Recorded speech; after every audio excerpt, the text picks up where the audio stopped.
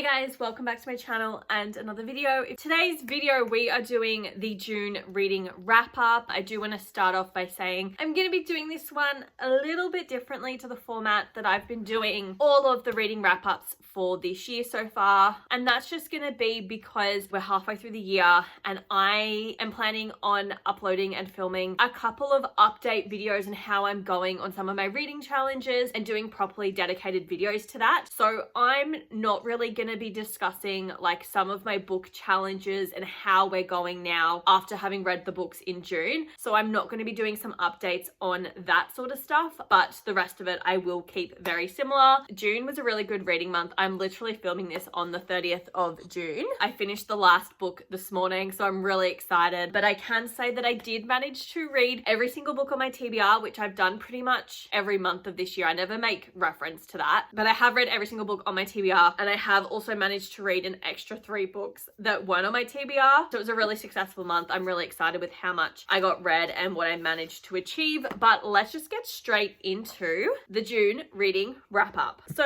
the first book that I read in the month of June was Belladonna by Adeline Grace. I kind of feel like I should just talk about both of these books together because after I read Belladonna, I did in fact pick up the sequel Foxglove. I was literally 100 pages into Belladonna when I raced out and picked up Foxglove. Now you guys will know that when I was doing my June TBR, I was worried that if I did really enjoy this, that I wouldn't be able to get Foxglove in the same height. So that was part of the reason why I did race out to get it, because the third and final book, I think it's the final one at least, the third book, Wisteria, is out in August, I believe, which I didn't know at the time. I just knew that there was another one coming out. So I'm really excited that I got both of them the same height and they match. But straight off the bat, these were both 4-star reads for me. I did really enjoy them, and like I wanted to rate them 4.5 stars just because I'm like, if a book's not 5 stars for me, I need to rate it 4.5. But honestly, like 4 stars is appropriate for how I felt about these books. I really enjoyed it. We focus on our main character, Signa. She is essentially an orphan. Her parents, I think, were murdered.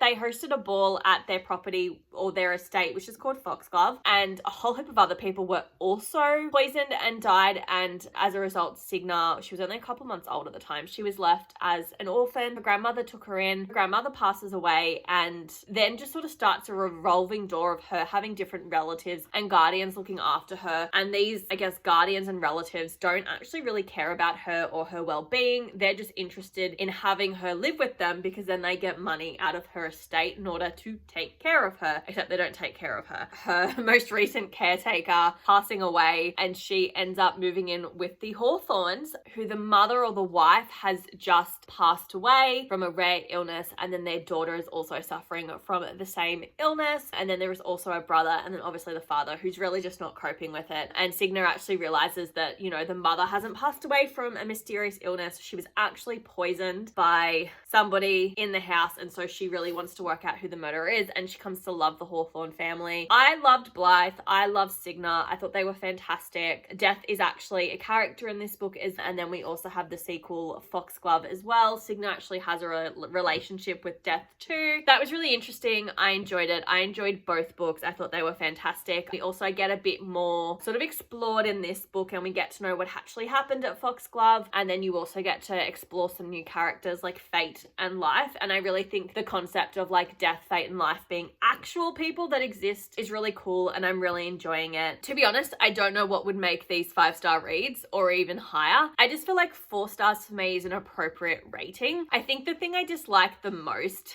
is the fact that they are sort of set in like the Victorian era, and I am not really someone who enjoys reading books about people in different eras. I'm very much like wanting to read books about modern day people. So I do kind of feel like if these weren't set in that sort of time period, I probably would enjoy them a bit more, because I do really think that both Signa and Blythe are very headstrong female characters, and I'm not too annoyed about the fact that we're in that time period. I think the storyline makes sense in it. They were the first 2 books I read. They were 4 stars. I really enjoyed them, thought they were a great time. The third book that I picked up was Lizzie Blake's Best Mistake by Maisie Eddings. This was a 4.5-star read for me. I loved this one. So I originally picked up A Brush with Love by Maisie Eddings. That was a 4-star read for me. Obviously, I'd given this one an extra half star. I think I rated that one a little bit too high. In all honesty, I think A Brush with Love is more like 3.5, 3 stars for me. This one was so much better. If you read that one, definitely continue on. These books are essentially like companion novels, focus on a main character, Lizzie Blake. I can't think of the main character in A Brush with Love. Her name is escaping me. Lizzie and that girl, they have a group of friends. There's like 4 or 5 of them in the friendship group. I think there's only 4 now that I'm thinking about it. And each book is focusing on a different girl in that friendship group and kind of like a little love story for them. So if you don't like spoilers like that sort of stuff, definitely read them in order. This was a fantastic book. I really, really loved Lizzie. I thought she was fantastic. Yeah, she is a baker. She works in a bakery. She's got ADHD.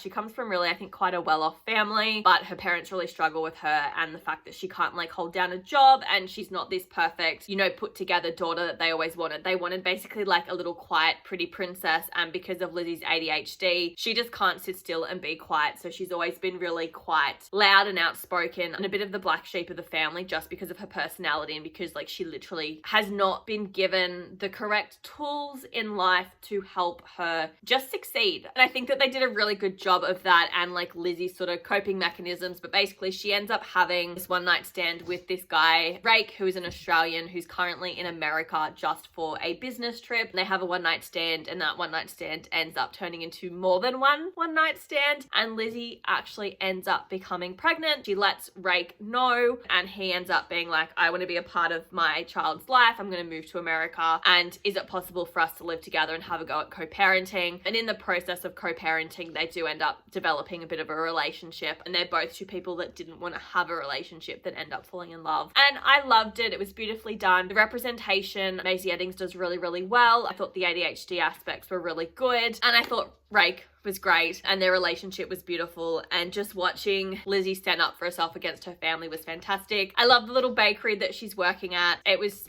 beautiful. I had a great time with it. I laughed out loud. I didn't cry, but I think I wanted to a couple times, but it was really good and I really, really enjoyed it. And I'm so glad that I picked it up because I was on the fence about picking up the rest of this series by Maisie Eddings, but after reading this one, I know I 100% need to pick up every single other book she's ever written because this was such a good novel and I had a great time with it. And then the 4th book that I picked up was Scarred by Emily McIntyre, which is the 2nd book in the Never After novels. The 1st book is obviously Hooked. First of all, I rated this book, I don't even know what rating that is. I rated it 2. I don't normally use the color red, so I don't even know what the rating was. I gave it 2 stars, which in all honesty, I'm not surprised about. However, I was kind of expecting to like it a little bit more. Once I read the blurb of this, I got really quite excited if you saw the June TBR, but when I actually was reading it, I was like, oh yeah, this is ick. It had all of the tropes that I don't like, and I was like, okay, doesn't matter if the premise sounds really good. For all the rest of these books, I'm just not going to enjoy them, and it's purely because it is tropes and themes, and I've said this a million times, but they're just not ones that I like and that I want to read about. I don't like the whole dark mafia vibes, the senseless killing and murders for the sake of it because you can. I thought the murdering in this would be a little bit more justified because we're trying to overthrow the throne and his evil brother. That didn't happen. It was just a lot of senseless killing because old people treated me badly when I was a kid, so I'm just going to murder people because why the hell not? No, I just didn't like it. So look, I'm not going to enjoy the rest of the books in this series. That is my expectation. So if you watched my June TBR or any time I've spoken about this series, I have said that Scarred is the Beauty and the Beast retelling. I was like 100 pages into this book and I couldn't work out where all of the Beauty and the Beast references were. We were referencing like overthrowing the throne and like an elephant, you know, graveyard tavern thing. And I got 100 pages in and it was literally because the brothers called Michael Farsa that I sat there and looked at Michael Farsa. Fuck me, that's Mufasa. As in it's the fucking Lion King. Scarred. As in Scar, the brother, the murderous brother from the Lion King. That's what it's in reference to. But yeah, so I felt really dumb when I worked that out. Straight over my head because I saw Scarred and went, monstrous. Monster, Beauty and the Beast. Yep, I'm on this wavelength, and I was not on the said wavelength. It's a Lion King retelling. Now that we've established that, this focuses on Tristan. He is the younger brother. His older brother is Michael. Their father's just passed away, and Michael has assumed the throne, and he ends up having a betrothed called Sarah, who essentially is just coming to marry him so that she can murder him and his brother because they murdered her father. Like I said, 2 stars. Didn't enjoy it. I read it in 3 days. Like, it's easy to read, but for me, I don't like the characters. I don't like the plot. I just read it because I need to get it off my TBR, and essentially that's why I'm reading it. And that's kind of all I really honestly want to say about this book, because I don't love it, but I'm just reading them to get through them. But it wasn't as good as I was hoping it would be, and I really hated Tristan. Book number 5 was one that was also not on my TBR, but it's my favorite book that I read. I've just shown you all what it was, but it's Not in Love by Hazelwood. Yes, so this is her next sort of STEM novel. She's returned back to that world. This was a 5-star read for me. I loved this. I thought this was great. It was really good to return back to the STEM world and what she does really well. But we do focus on Rue and Eli. So Rue works as I don't even know what type of scientist to call her. She's a biotech engineer. So basically she's got like food insecurities growing up. She grew up poor. Food wasn't always around. So she's working on trying to make this thing that allows you to extend the shelf life of food, but still like retain the nutritional value and all of that stuff. She's currently working for this woman whose name I cannot remember for the life of me. But this woman that she's working for is actually one of her really, really good friends. And what happens is that essentially her company, she took out loans for the company, and the loan has actually been sold to this other group that Eli currently works for, and their job is that they come in and buy the loans, and then they kind of shake up the company and stuff like that. And basically they end up meeting on like an app to date. They're meant to have like a one-night stand, but it falls through, and they don't actually realize that he's the one buying the company that she works for. She essentially doesn't want to have anything to do with him because he is the enemy. She's very loyal. She's really devastated that they're coming in and trying to take over one of her really good friends' company. So they end up just establishing this, like, I wouldn't even say friends with benefits. It's more like enemies with benefits relationship, and then eventually sort of do fall in love with one another. And then Rue does sort of find out the truth. Now, this book is very different from Ali's other novels because this focuses more on the sex. This book is a lot more sex driven than plot driven at times, or romance driven. So a lot of her other books is like they establish the feelings and the romance and then sex comes. This was literally sex first and then feelings developed over time. So it was a bit different in that regard, but I really kind of feel like it worked for the story. I wouldn't have wanted to have changed it the other way around. It is definitely her spiciest book. There is a lot more sex in this than all of her other novels. It was fantastic. I loved it. 5 stars. Rue and Eli are fantastic. Don't ask me to rate my Hazelwood novels because I literally cannot. I would love to do a dedicated book video on all of her novels and talk about them and then rate them, but like I literally don't think I could rate them. And then book 6 was The Breakup Tour by Emily Wibberley and Austin Siegemund Brocker. I rated this book 3 stars. This is unfortunately, I think, my least favorite book by this author. I've currently read 4 of their books. This is the 3rd one I've read this year. It's definitely my least favorite. This is more of like an adult novel, fiction novel. I just simply couldn't get into this story. So we focus on our main characters, Riley and Max. They used to date when they were in college. They're both musicians. They'd made a plan to go and kind of do this little tour in college. Max's parents run this place called Harcourt's Home, which is like a nursing home for the elderly. He has to go back and help his parents run it because it's not doing very well financially. So he makes the decision not to go ahead with this tour with her and instead goes back home to run the family business. And Riley proceeds with the tour, never goes back to see Max again, ends up becoming a pop star. She has also had a number of boyfriends as well, which the media just focus on. She's just also had her divorce be finalized with her ex-husband, and she decides to write an album called The Breakup Record. And there are 12 songs dedicated to each of her ex-boyfriends. And the lead single and the biggest hit from the album is actually about her college ex-boyfriend, Max. However, her ex-husband is raving on TikTok how the song's about him and he inspired it and he wants to get back together. So she basically convinces Max to come on tour with her and play the song with her to try and change the narrative. So they end up going on tour together and eventually rekindle their relationship. And this just didn't hit anything for me. I didn't really care about Riley or Max, the story. So much of it was just on them on the road and the tour and just like inner monologues and, oh, the song's not working and we performed another show and I just didn't care for it. I didn't find it interesting. Thought the concept was interesting, but the way it was executed, I just didn't really enjoy. And that is why I rated it 3 stars. I just couldn't get into it. It was a struggle street. I'm still going to, I think, read the rest of their back catalogue. This one just didn't hit. And then book 7 that I read was The Color of Dragons by R.A. Salvatore and Erica Lewis. I just struggled with this one. First of all, I gave it 2.5 stars. I really didn't enjoy this book. I found it boring for the most part. Like, it had an interesting concept to an extent.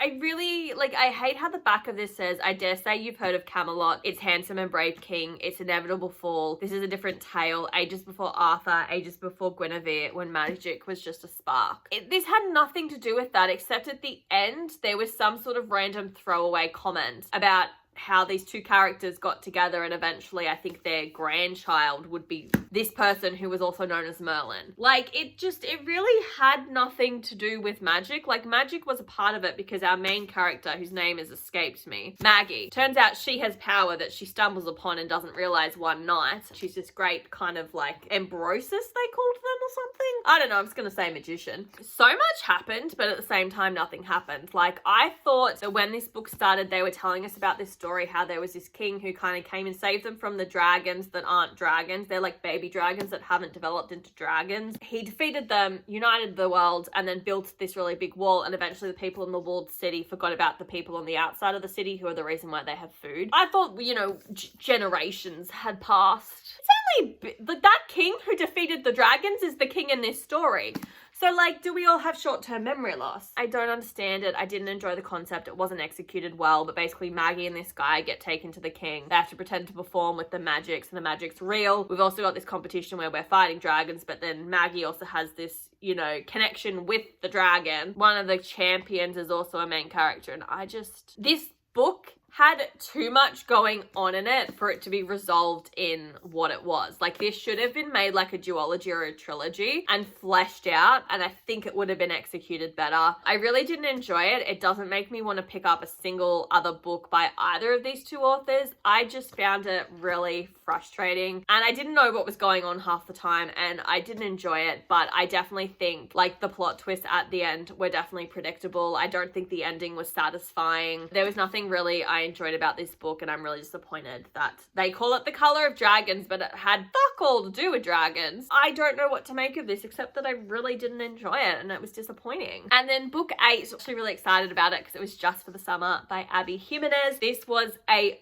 5-star read for me as well. This is her most recent novel, and it kind of follows on with the companion novel of Part of Your World and Yours Truly. We focus on our main characters, Emma and Justin. Emma is a travel nurse. That means that, she takes up contracts in different parts of the countries, and she travels around, stays there for the term of the contract, which is generally 3 months, and then her and her best friend, Maddie, move on. It was brilliant. The book literally starts with an "Am I the Asshole" thread, which I freaking love that thread. I get lost in that all the time. The person that's written the thread is Justin, and he's basically asking if he's the asshole for naming his ugly dog after his best mate, Brad, because Brad basically bailed on their lease to move in with his girlfriend, who used to be the girl that Justin was dating. And it's so good. Essentially, both Emma and Justin are cursed that every time they date somebody, that person then moves on to find the love of their life. So Emma actually reached out to Justin based off this thread on Reddit and is like, hey, I have the exact same problem. And their friends are kind of like, well, if you guys dated, you would cancel one another out, which would mean that the next person both of you dated should be the love of your life. She decides to, when their contract ends, she convinces Maddie to move to Minnesota where Justin lives, and they start dating. It was really beautiful. They're both going through some shit. Justin's mum is going away to prison, and he has to actually take over guardianship of his 3 younger siblings. So the eldest is 16, then 12, then a 4-year-old.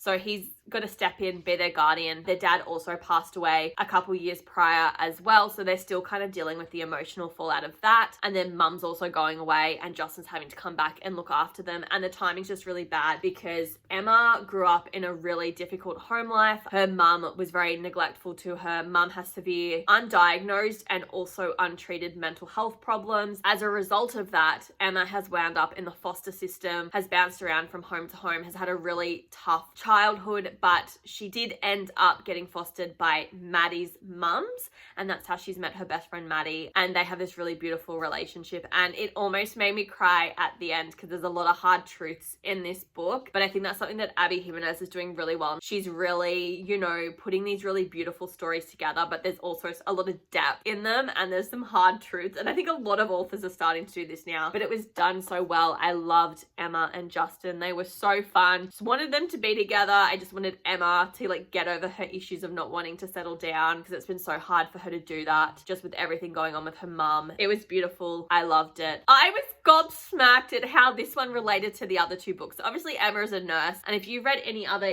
Abby Jiminez books, you would know that Yours Truly, which is my favorite book by hers, our two main characters actually work in a hospital. So in my mind, I was like, yeah, they're gonna go work at the hospital where those two characters work. But like, I was really shocked that that's potentially how Josh is connected to this book. That plot twist I did not see coming, but I thought it was brilliant and I really, really enjoyed this story. I think it's like maybe my second favorite by her. And then the 9th and final book, I literally finished this morning and I'm really excited because that book that I read was The House of Hades by Rick Riordan, which is the 4th book in the Heroes of Olympus series. So this book is on the 24 books that I want to read in 2024, and also one of the book series that I do want to finish in 2024. I haven't done any of my ratings yet, but I do think I'm going to rate it 3 stars. This book, it was good. I enjoyed it, but literally the whole book was the demigods on Earth. The 5 of them were trying to head to the doors of death. I'll get the terminology right. And then the other part of the book was the other 2 characters that had fell into Tartarus. It was them traveling through it to get to the doors of death on that end. And that was literally 593 pages. That's all we did in this book. We got a little sidetracked, we found some more monsters, we had some more fights, but essentially that was it. I don't know how many times I have to explain what's going on in this book because I've done it like 5 times, but I must say I'm excited for the final book. Even though I have complaints about it, I do think it's my second favorite out of the 4 that I've read so far, just because like for books that are so thick, not a lot actually happens, and I do think a lot of it is just like unnecessary descriptions potentially, or just like we over explain things that don't need explanation. But I'm glad that I've read it. Like I said, probably going to rate it about 3 stars because this series is just very 3 stars to me and nothing sort of more than that. But there's not a whole lot I can say on this because I don't want to spoil it for anybody. Okay guys, so they are all 9 books that I did read in the month of June. But this month I read 9 books. I only purchased 3 books. All 3 I managed to read this month as well. So that means that I started from memory this month with 107 books on my TBR, and I've got it down to 101 books. So I am very confident that by the end of July, I will well and truly be under the 100 figure that I want to get my TBR down to. So I'm also excited for that. With the Taylor Swift Eras Reading Challenge, I am also going to be ticking off the Speak Now album for that. And the prompt is a romance with an illustrated cover. I think I'm going to do Just for the Summer because I think that's more of a romance novel than like Not in Love. And then I haven't printed them out yet, but I do know for a fact that for the song Ours and the Speak Now Taylor's Version Reading Challenge, the prompt is an underrated book that you love. I'm going to do Lizzie's Best Mistake just because it's not a book that I see people talking about and I really, really enjoyed it and I would love to reread it again someday. And then also for the song Electric Touch, the prompt is a book with a dual point of view. I'm going to do Foxglove because we went between Signa and Blythe and I thought it was fantastic. And then I also think that for the Better Than Revenge song, the prompt is a book that features a character planning revenge. I'm probably going to do Scarred. That's kind of where we're sitting. Nothing else I really kind of want to update you guys on, just because obviously I will do more of that stuff in a dedicated update for the 24 books that I'm reading in 2024 and the book series that I want to read this year as well. So look, let's just end this video here. I hope you guys enjoyed it. If you did, please feel free to give this video a like and hit that subscribe button, and I will see you next week for one of my update videos. Bye guys.